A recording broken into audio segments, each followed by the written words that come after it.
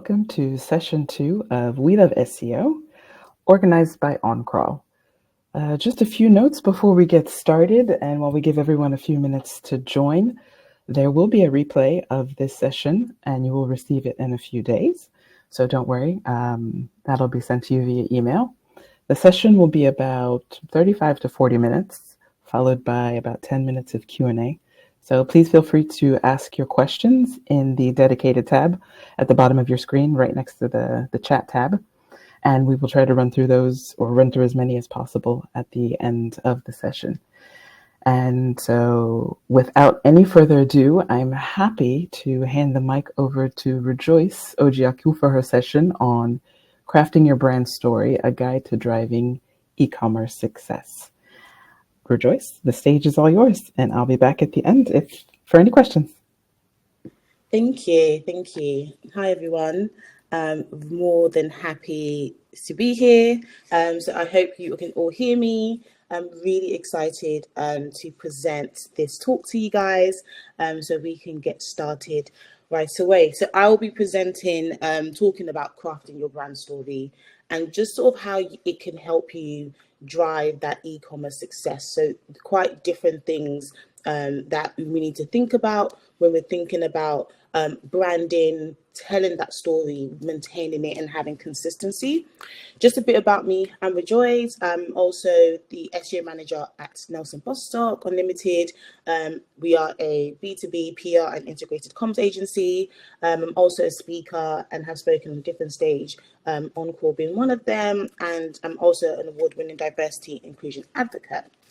So the objectives of this talk essentially is to show you how you can align SEO with brand identity, and in doing so, it will help you enhance your e-commerce success and kind of sort of feed into that storytelling element and how we can consider SEO practices to sort of have that stronger, authentic online presence. So I'm hoping that when you walk away from this talk, you're able to kind of connect the dots between SEO and brand identity, as well as looking at the concept of brand archetypes and what are they, learning about using brand archetypes in order to guide you through SEO content, keyword choices, and all of those fun things.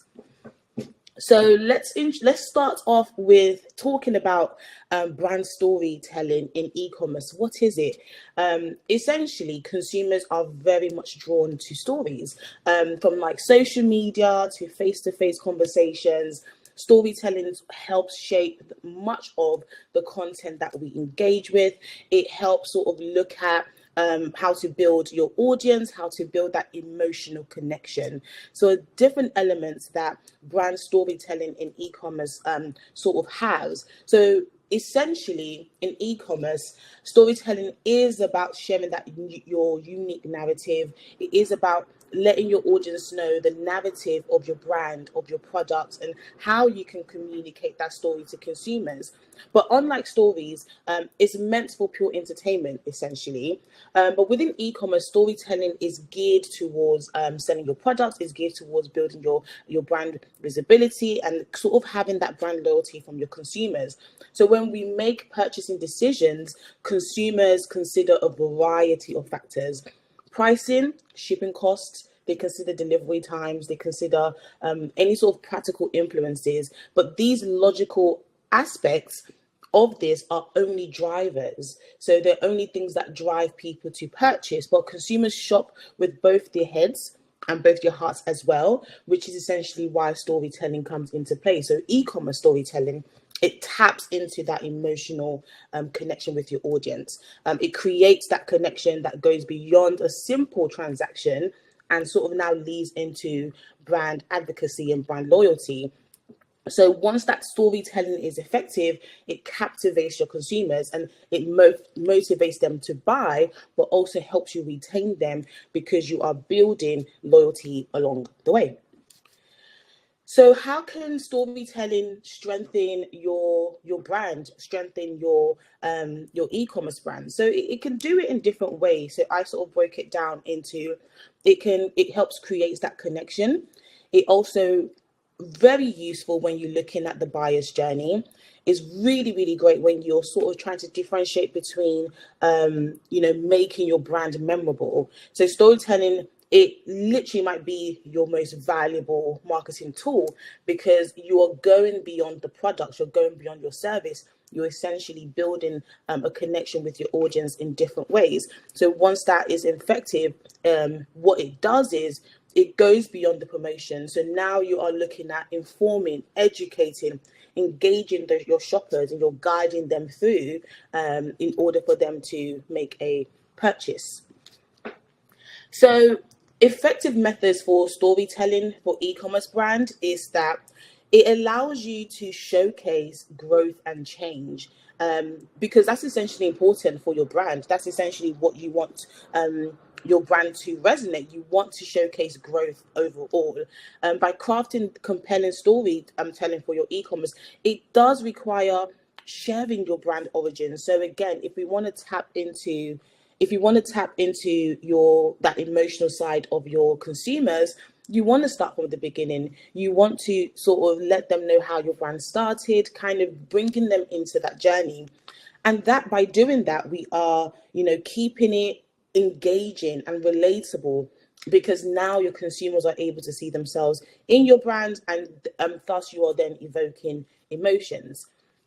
So the best means for storytelling, so different types of ways you can do so, and I've sort of laid them out within a table. So it helps you harmonize your content, so it allows you to be consistent in that, because essentially consumers want your brand to align with their values, and by doing that, you are centering them. You're centering your consumers at the heart of your brand, and it also gives you that competitor's edge, competitor's approach as well. So you want to be looking at the competitors' analysis in terms of what your competitors are doing, how are they telling stories, how are they creating those emotional connections with their audience, how are they sort of looking at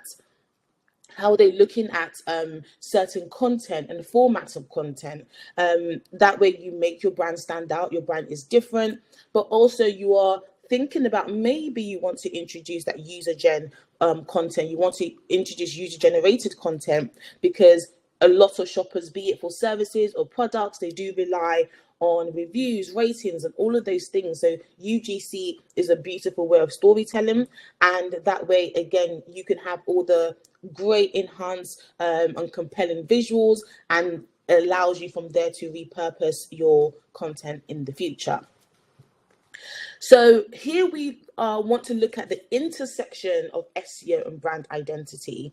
So the intersection of SEO and brand identity, sort of start looking at, you don't want to focus too much on the keywords. Keywords are great in SEO, and we absolutely know this. But SEO represents it should represent the personality and the value of your brand, showcasing more makes you unique. So you don't want to be too focused on the keywords. Definitely look at what existing keywords you're ranking for and what new keywords that you want to rank for. But it is more than that. It's a way SEO should be used as a way to express your brand identity online, and it allows you to strengthen your presence. Another way to do it is by attracting the right audiences. So when SEO is aligned with brand identity, it helps you attract the people that resonate with that value. Because again, if you're looking at, targeting the right content, topic ideations, and all of these things, we are pulling in the right audience that we sort of want. And we can look at that in different stages of the buyer's journey.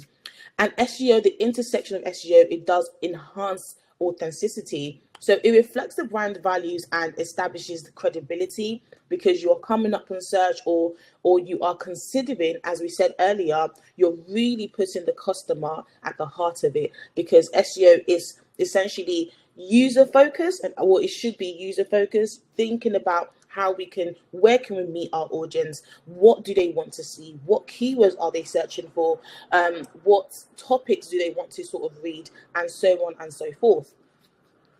So bringing SEO and brand identity together requires intentional content creation, keyword strategy that reflects your brand's voice and your brand story.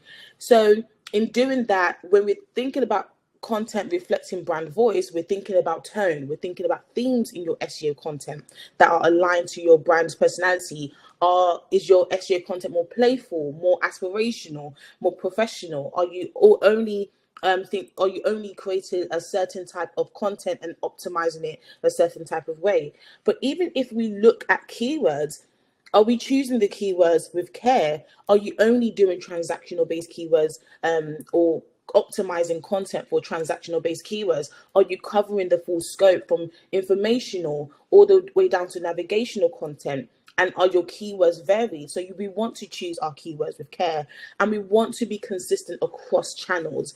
So SEO shouldn't sit within its own silo when you're thinking about how to involve it in that brand strategy to develop your brand identity. You need to sort of ensure your SEO strategy is consistent with what you want to do also on social media. What are you doing in other remits as well to kind of create this ecosystem, and that would then help solidify your brand identity.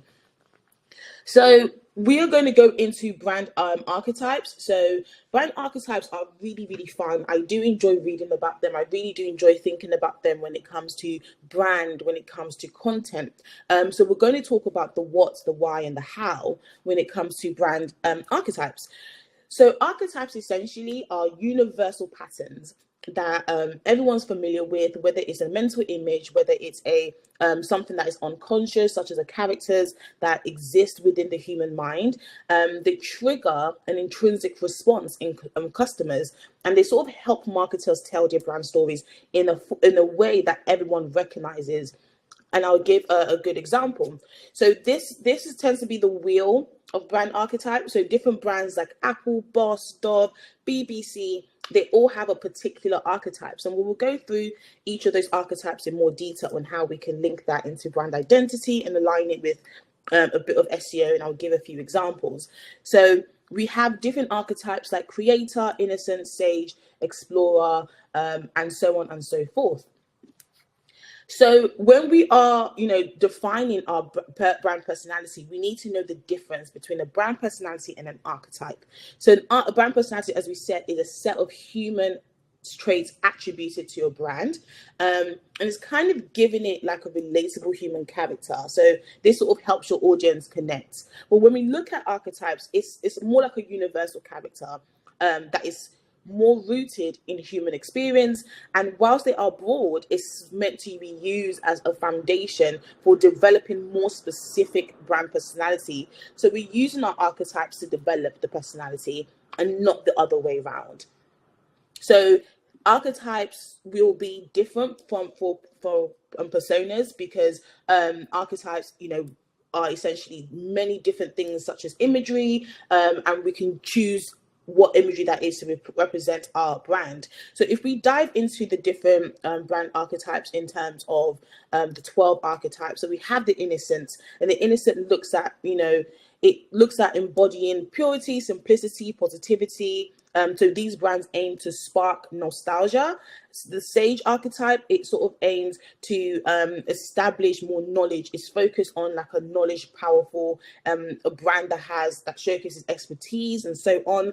The explorer represents adventure. It represents independence, discovery. So these brands tend to inspire people to venture beyond their comfort zones. So if you think of like the likes of North Face, for example, I would consider North Face, the brand, as the explorer.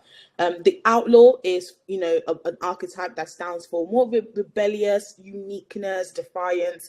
So they go against the norm. These brands will break conventional rules and empower individuals to celebrate their individuality. Then we have the magician. The magician focuses on transformation, creativity.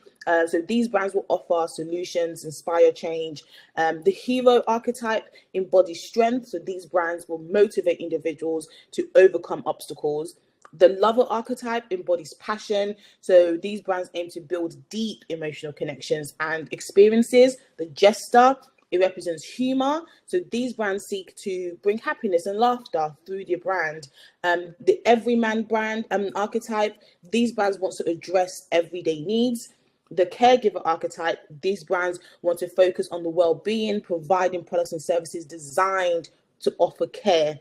And the ruler reflects power. So these brands project confidence and leadership, often aiming to see it as a premium or top tier choice. And the creator celebrates innovation. So these brands encourage individuals to explore their creativity, offer resources, and so on and so forth. So the importance of brand archetype is essentially we want to is there to sort of establish that immediate sense of familiarity between your audience and a character, and that character being your brand. So that is essentially how it would help build on your brand personality.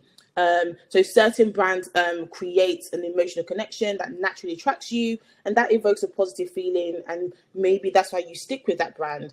But by leveraging your archetype, you're able to stand out from your competitors, because now your content that you make, your brand identity that you have, will be so aligned, and it can allow for that stronger relationships to be built and having that unique personality. So how do we determine our brand archetype? So how do you even know what your brand archetype is? How can you even establish that?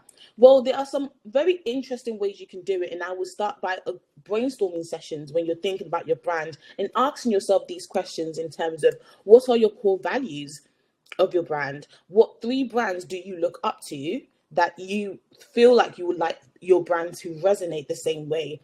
What 3 brands represent the opposite of you?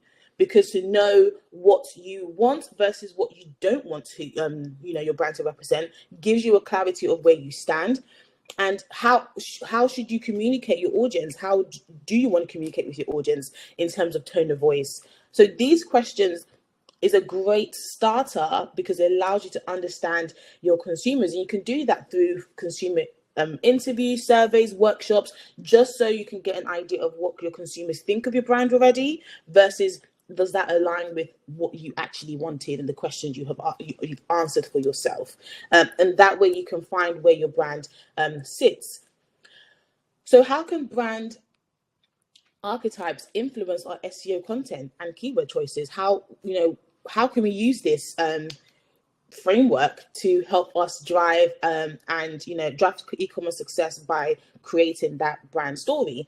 Well, brand archetypes looks at different unique personalities. So we already know that it looks at the personalities, but when it comes to SEO and aligning it to SEO, it's so great to know that if my brand is the explorer or the everyman, because it has those certain personalities, there can be certain keywords attributed to that, and you can then create that consistency. So you would then want to look at how you can determine the content that you're focusing on, how you can determine the the keywords that you're using, and split it out into whether it's more informational based, whether it's more transactional based. You then want to create a keyword strategy that aligns with your brand value. So by us doing this, what we are essentially doing is that we are looking at how to identify value-driven keywords. So we want to choose keywords that reflect our brand cause value. We want to choose keywords that are for example, if you are a sustainable brand and sustainability is at the core of your brand, you will look at keywords like eco-friendly. You will look at keywords like sustainable choices, environmentally friendly, environmentally conscious, because we have now used that keyword strategy with what our brand value is and seeing what people are searching or whether there's any such demand around those terms. And it can then help you sort of branch out into other keywords that are quite similar to one another. Other ways your keyword strategy can align is you can, help in terms of use long tail keywords. Those are quite good. So long tail keywords are great. So if you are about sustainability, you work in, you'll have a skincare brand, for example, you can have keywords that maybe look like best organic skincare products, because again, organic being part of the value of your brand is now included as part of the keyword strategy you want to use. And other ways you can also do this by prioritizing your audience-centric language. So develop a list of terms you feel your audience naturally uses when searching for your products. So you can look at the existing keywords that come up and see if you can find those key terms, and you can then find other keywords that you may not, your audience you're not ranking for already, and sort of use that. So having your audience-centric language is so good because it ensures you that your language resonates with your interests and the needs of your content, as well as then it will reflect with your consumers as well. And you want to include emotional resonant terms. So don't just stick with keyword searches around just the basic. Think of emotional resonant terms. So if your brand is part of the lover or the caregiver archetype, you could have feel good gifts if you are a gifting service, trusted family products. So certain key terms that resonate emotionally, and see if you can use those modifiers to then expand your search and see what you get from there.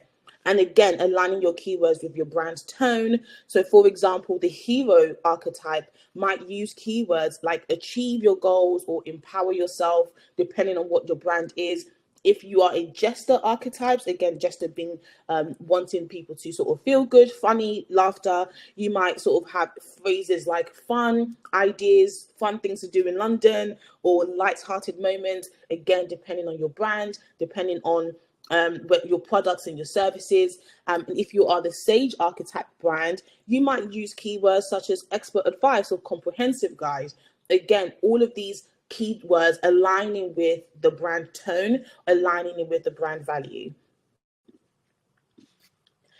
So here's more examples in terms of how the keywords can align. And I'm just going to quickly go through this. So essentially, this just says for each of the archetypes, we can have it. I've given examples of some of the keyword searches you can do, or keyword phrases that you can sort of think about, all the way from hero, taking the example of like we said earlier, the creator. So we know that the creator is that brand archetype is innovative, it is expressive, it thrives on originality. So keyword emphasis is on creativity, uniqueness, solutions, and all of those self-expression. So we might see key phrases like unique ways to, creative solutions for, and so on. And this is how you can find more keyword variations for your brand.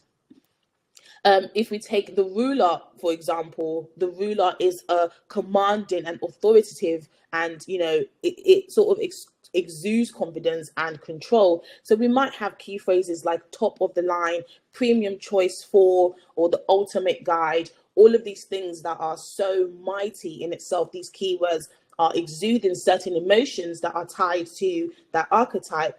Is a great way to sort of, again, use that within your keyword strategy. If we look at the outlaw, for example, the outlaw is bold, is rebellious. That's the kind of brand archetype it is. So the keywords might include terms relating to breaking conventions, freedom, empowerment. So, dare to be different, break free from. So all of these different key terms that also can be used for topic ideation. But again, understanding your brand archetype will then help you understand that emotional connections that we can spot within keywords, and see if we can add that to our keyword strategy to align with SEO, and thus helping us create those emotionally evoking content. So if we are crafting our SEO optimized content that tells a story, so we are creating content that is both SEO friendly, it needs to be SEO friendly, but if it's going to put the user at the heart of it, it has to tell a story, because like we said earlier, we are trying to use a story telling framework in order to attract our consumers and build on that e-commerce success and that brand loyalty.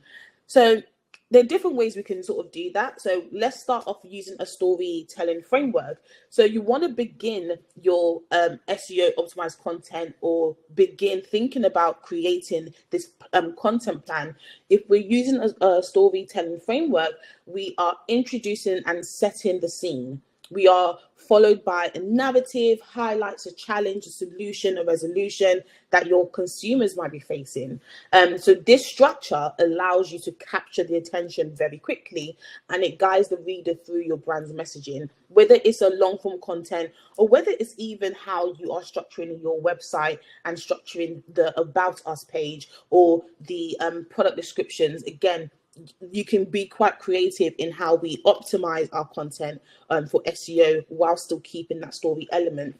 If we move down to incorporating a keyword naturally, so when we integrate keywords, we want to make sure it's seamless within the narrative. We hear about no keyword stuffing here and there, but the keywords again needs to be organically flowing throughout the content. So again, I don't need to tell all marketers this, avoid keyword stuffing, of course, because that can disrupt the flow, but instead place keywords in strategic areas, such as your headings, introductions, conclusions, into a more organic feel, but also it can be even in the subheadings that we're using. So we want to make it, again, with keeping it within that storytelling framework, but make sure we are organically placing keywords. And if we are using a breadth of keywords, from primary keywords to secondary keywords, just know how to sort of add those within the flow, add those within sentence structures, and so on. We always forget about the visual and emotional engagement part of optimizing content for SEO. And what I mean by this is that when we're including visuals such as images, videos, and infographics, they need to be relevant to your brand story or relevant to what you're saying within that content. So visuals not only make content more appealing, but it also helps with SEO, because you have people, it can help increase your on-page time and engagement rates, because whether you've embedded a video within it, an infographic within it, it keeps your users on that page for longer because they're taking it all in, especially if we are using that storytelling framework. They are going through that storytelling journey, and adding a visual helps bring that story all together. And again, there's so many elements within SEO. We can have alt text, and having, imagery is a great way to sort of consider your audience, because not everyone wants to read a very long blog about a subject or about the product or whatever the case may be, but an imagery infographic, it breaks it up, so that allows the user to nicely enjoy what you're reading. But you as a marketer have already optimized it for Google, for Google's sake or any search engine's sake, and also keeping it at the heart of your consumers. If we're looking at encouraging user interaction, so we want to use calls to action. CTAs are very important. A lot of times some content forgets to sort of use it, but we can use CTAs in order to feed into our brand story. So using CTAs aligned with your story encourages your reader to comment, share, explore further. So you are essentially telling them what to do without being quite demanding. And it would help with that engagement. So engagement-driven content signals. I think there's the best way to look at CTAs.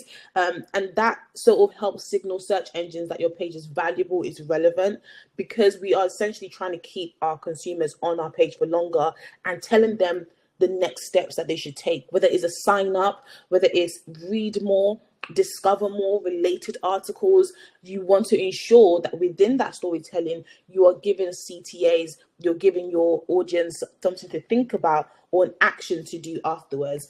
When we're utilizing internal and external link, this is really important because, again, it has to be SEO friendly. So we want to be able to link our related content within our site to keep readers engaged. External links to any authoritative sources. So if you are working within certain regulated industries, external links that again help you be credible, back up your story, back up your content. Those are also important as well. If you are selling products, again, if you're talking about, for example, foundation, or talking about the different skin types within, when you're buying foundation, or how to pick the best foundation, and you're not linking products to when you're describing the difference between a dewy foundation, a matte foundation, but you haven't linked the products, you're not guiding your consumers elsewhere. So you are essentially not showing them the different products attached to this story, attached to whatever discovery you want them to do. And lastly, optimize for readability and mobile users. Is a mobile friendly, SEO is mobile friendly, is mobile first. So we need to make sure we're optimizing for that as well. So when we're sort of doing this, we have, we're really considering what we are trying to tell our users, what we're trying to sort of show our users, and making sure that our brand story is still centered and rooted in our consumers, but also with SEO in mind. When we want to leverage our content, I always think about content formats. Now, content formats are a great thing because everyone's so used to blogs and blogs alone. But blogs are not the only type of content that we can consume. So the right type of content, it's really down to how you think your consumers want to digest the information you want to give them. If it's more better to do it as a blog, of course, do it as a blog. But there are other options. There are videos, there are infographics, there are social media stories and reels that still add to your brand story, and you can still optimize in an SEO-friendly way. Case studies, ebooks. The different formats supports various archetypes, and using a multimedia approach enhances engagement and improves SEO because, again, we're increasing that on-page time, that interaction, and more importantly, we're increasing showability because that's essentially what we want our consumers to do, especially for e-commerce. We want to allow our users to share the content. Is another great way of word of mouth without them actually speaking, so they can share it with their audiences, and you're expanding that way.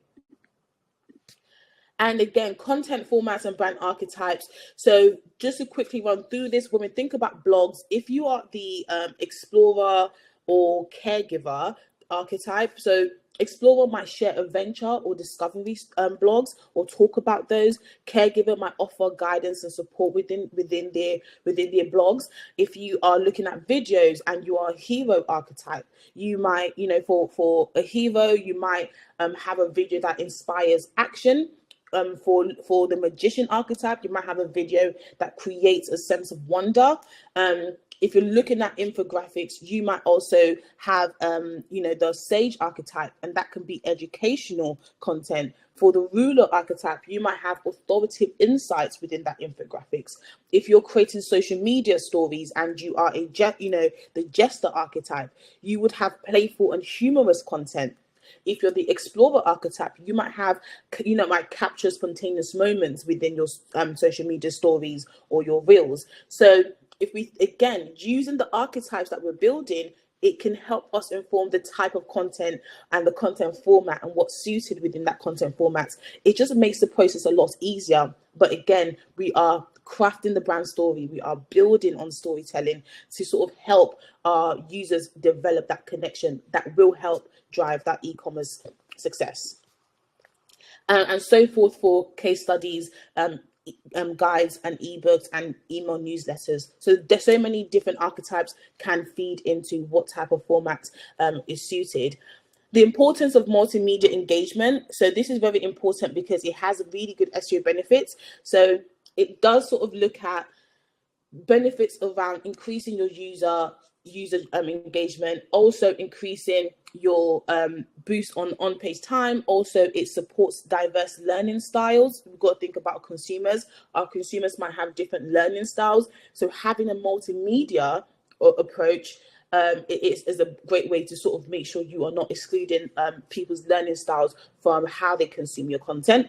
And you're also encouraging return visits because people might feel excited for your next story or your next information and so on. So there's so many SEO benefits to it because if we have a range of multimedia for engagement. So how do we measure the impact of SEO and brand alignment? So there are a few ways to sort of do this, and I think again, measurement is very, very key, very, very important for everyone. Is how we sort of know our return on investment, is how we sort of know whether we need to change the strategy, improve it, or do something different. So the key performance indicators that we can use for SEO and brand alignment. So it's very essential to track your KPIs for assessing the effectiveness. So one for the e-commerce brands, so a lot of these KPIs will reflect how well your storytelling approach connects with your audience.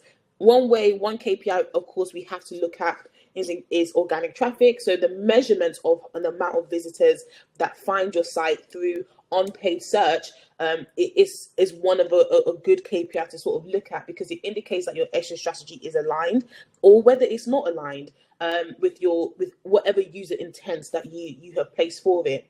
Another KPI is your engagement rate. So engagement rates includes metrics such as time on page, scroll depth, or click-through rates, which might reflect how effectively your storytelling captures and holds users' attention. So if you are the lover archetype, your brand might focus on engagement rates for content that highlights connection and intimacy. If you are the explorer archetype for your e-commerce brand, your brand might see high engagement with adventure themed or discovery focused content, and you can sort of look at those two and sort of resonate what content is performing well, or what content brings the best engagement versus another content format.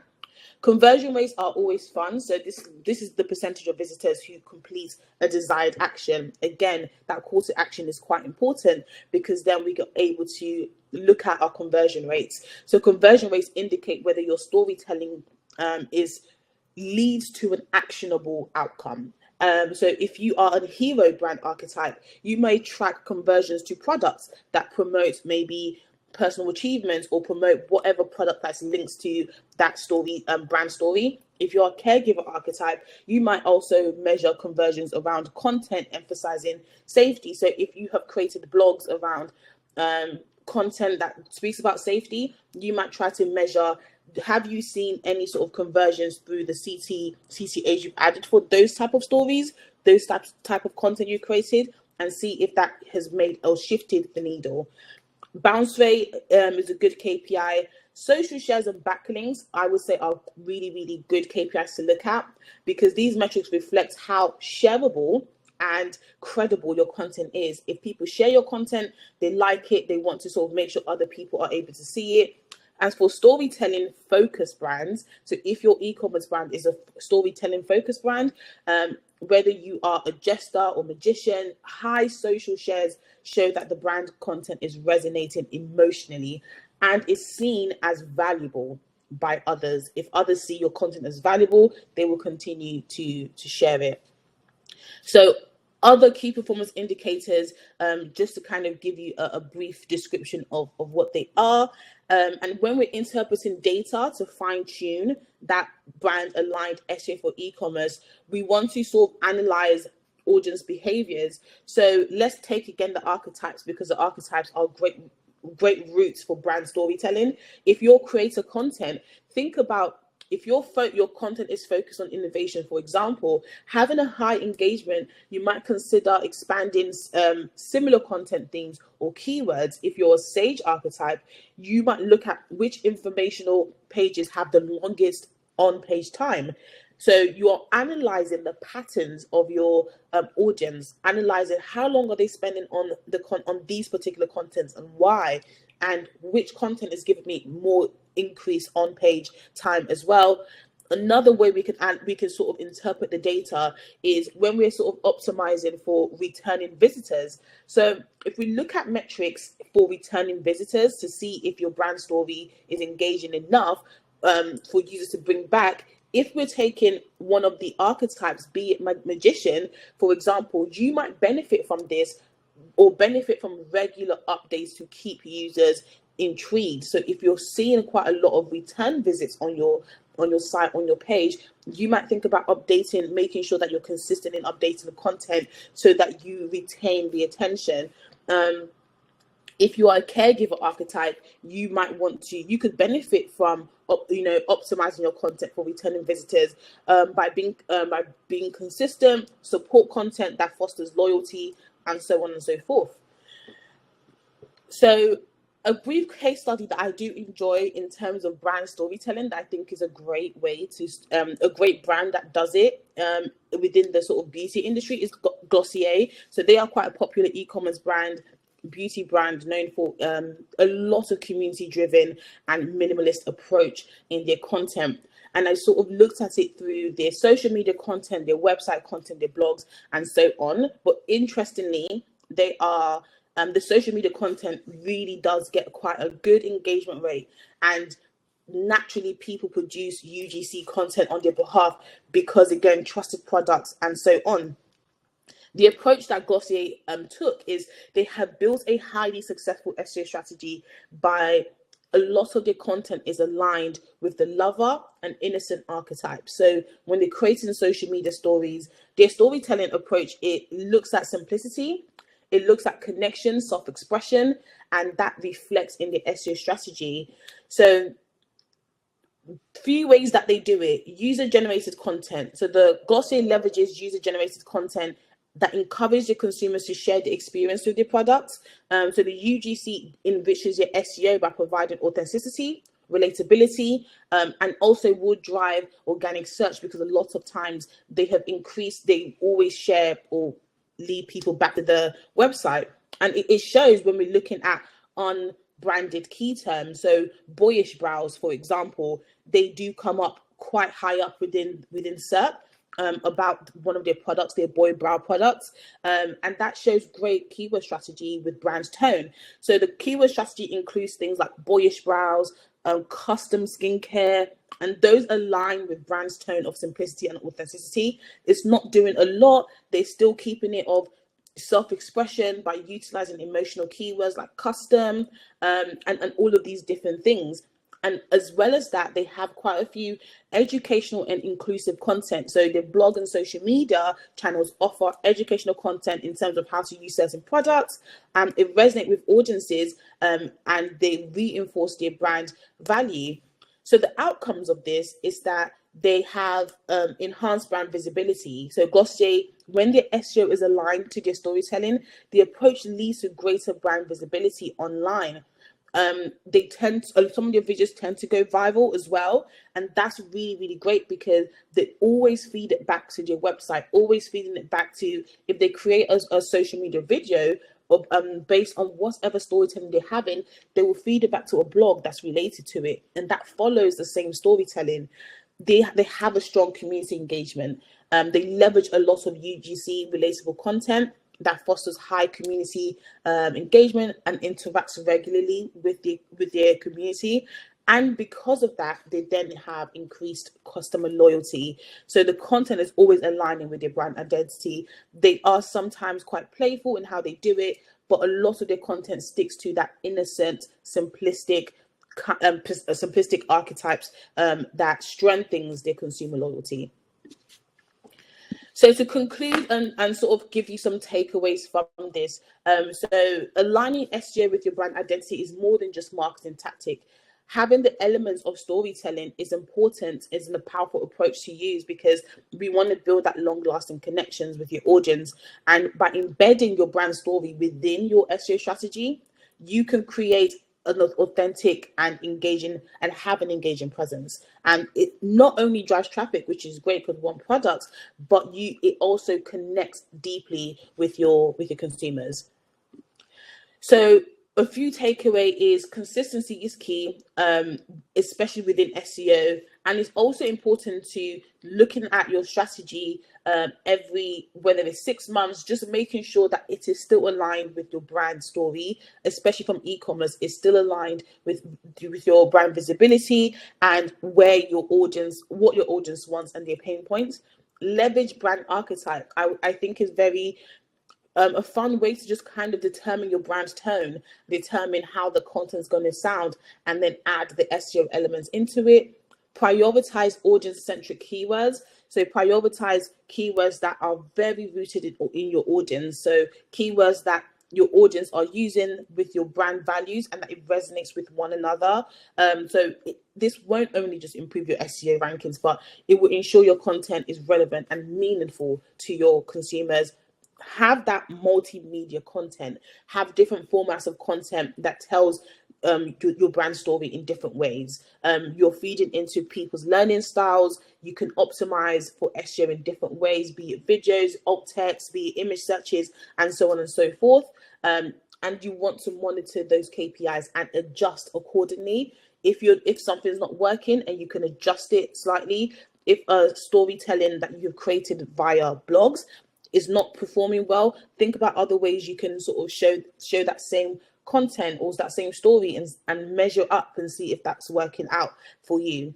But thank you so much for listening. I hope you enjoyed it, and yeah, I'm happy to answer all your questions.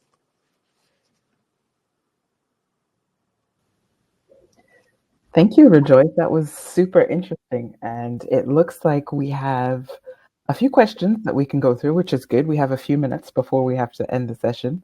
So let's start with a question from Rebecca that says, do you have an example of a brand that does a great job storytelling in a way that impacts the buyer journey? And I know you mentioned Glossier, and they're kind of lover and innocent archetype. Maybe you have an example of another brand that uses a different type of archetype?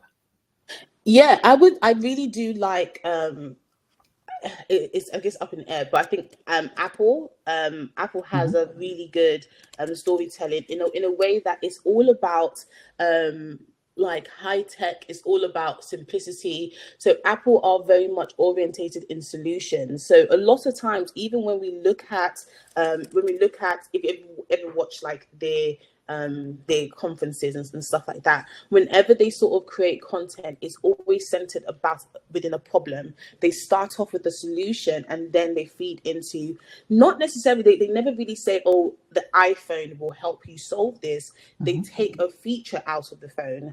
So you're not thinking about the whole product, you're thinking about a feature within the product that this will solve a real life issue and this is how you can sort of do it. And they focus a lot on solution orientated content. Mhm. And I think that's why it works so well for them. It works really well for their brand and their storytelling, but they also add that additional exclusivity kind of element to it. So people feel like, oh, we need to get the latest iPhone or the latest Apple gadget at all times. So I really do enjoy how they sort of scale it. You don't, and I think because you don't see them sort of post content around, but if you go on their website and you follow through, they take you through a seamless journey of who they are as a product. You never kind of lose sight that they are quite high tech. Even if you look at the different videos that they make, even if you look at the UGC content that people have and people create about Apple, that Mhm. same storytelling of solution orientated content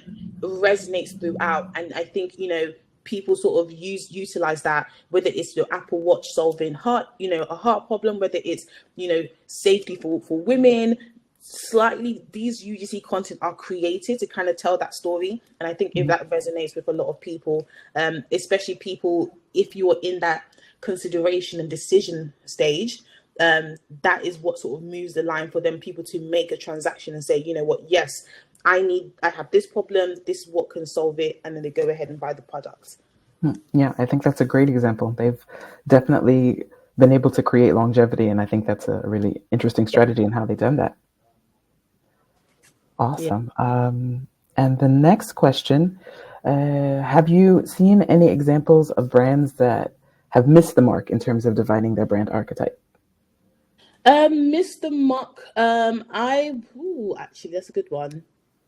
I think I haven't seen a particular brand, but I think the industry I find in general that miss the mark a lot of time and haven't done it well, and it could be because they're quite regulated, is the health industry. Like Hmm. anything health products, wellness products, I think sometimes they do miss the mark because they focus too much. I believe they focus too much on the products being the story and not necessarily centering a lot of their consumers.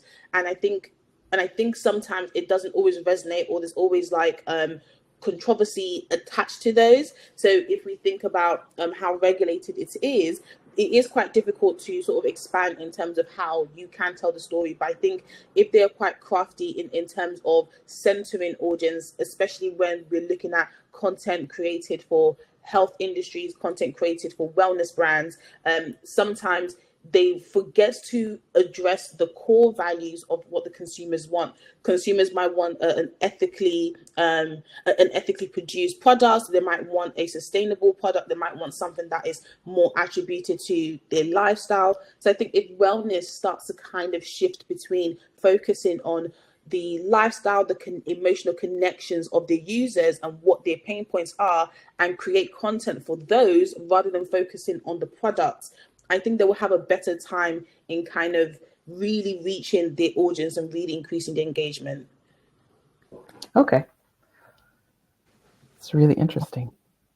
And I think we've got about 1 more minute. Can we squeeze in one last question? The Yeah. last one we've got here from Gerald. He says there's the dilemma, which is better, focusing on keywords with big search volume, but that don't fully fit your storytelling, or the keywords with less search volume that are a better fit? So keywords, a lot of keywords with big search volumes tend to be quite generic in nature. They're quite overarching keywords, so that's why they have a lot of search volumes sometimes. And I think sometimes people think that you have to place a keyword exactly in that format, but you can actually leverage the keywords, because Google is great at reading the semantic and reading basically between the lines and sort of finding that. I would always start off niching down and then going into the bigger key volumes. So I will start off your storytelling by looking at keywords with less search volume, because they are more specific to a certain need, more specific to certain requirements that your audience would have, and then look at how you can incorporate those bigger search volumes. And sometimes the big search volumes does not have to be the focal point of the entire content, but it can be a subsection.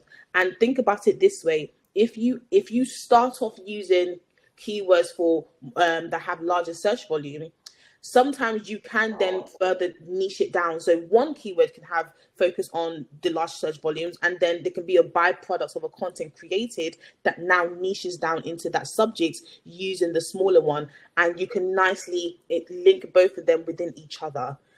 Creating that nice internal link. So you can sort of do it that way. But for great storytelling, I will always start with the smaller ones, because that tells me focally that, okay, this is more niche, this is more specific.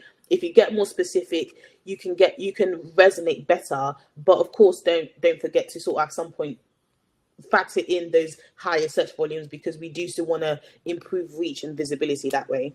Right. So it'll be a mix of the two.